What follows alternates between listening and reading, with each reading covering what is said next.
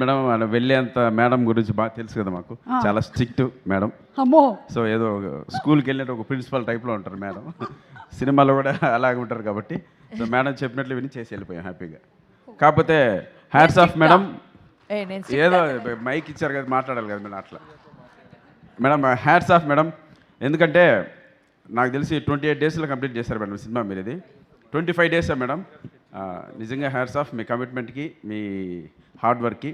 నేను పూరి జగన్నాథ్ గారు, అనిల్ రావుపూడి గారు వాళ్ళు మాత్రం వింటాను ఇలా, అలా కరెక్ట్ టైం కంప్లీట్ చేస్తారని.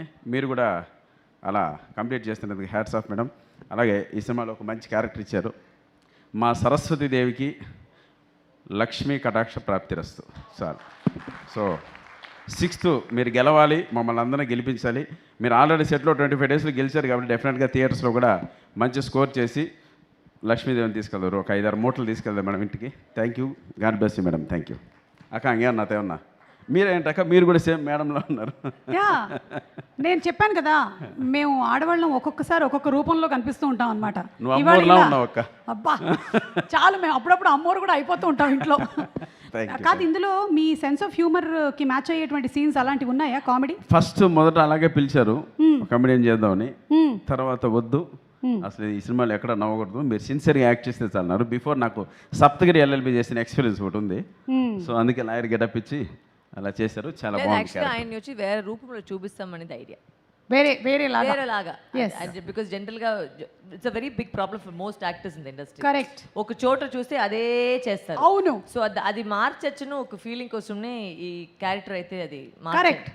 నన్ను కూడా ప్లీజ్, నాది కూడా ఇవాళ ఆడిషన్ అయిపోయింది. మీరు ఎలాగో నెక్స్ట్ సినిమా చేస్తారు, నేను పర్ఫామ్ చేస్తాను. అదేదో పంచాయతీ ఏదో ఉంది కదా, Jayamma Panchayathi madam. Okay, so thank you so much అండి. Looking forward to. అండ్ అలాగే ఇంకో ముఖ్యమైన విషయం ఏంటంటే, ఈ సినిమాలో కొన్ని కీలకమైన సీన్స్, ప్లాట్స్ ఉన్నాయి. దయచేసి ఎవరు బయట చెప్పకండి. సినిమా చూసిన తర్వాత 6th తర్వాత బయటకు వచ్చి నేను చూసేసా ఇది బాగుంది వద్దు.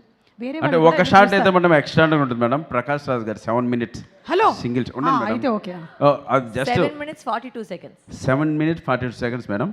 బట్ టేక్లు మాత్రం అవి 4 అయినాయి. ఆ 4 టేక్లు కో ఆర్టిస్ట్ వల్ల అయిన తప్పిస్తే ప్రకాష్ రాజ్ గారి వల్ల కాలేదు. ఫోకస్ పుల్లర్ కూడా కాదు, ఫోకస్ పుల్లర్ కూడా కో ఆర్టిస్ట్ వల్ల. అందులో మెయిన్ రాధిక మేడం వల్ల 2 సార్లు అయింది కదా మేడం.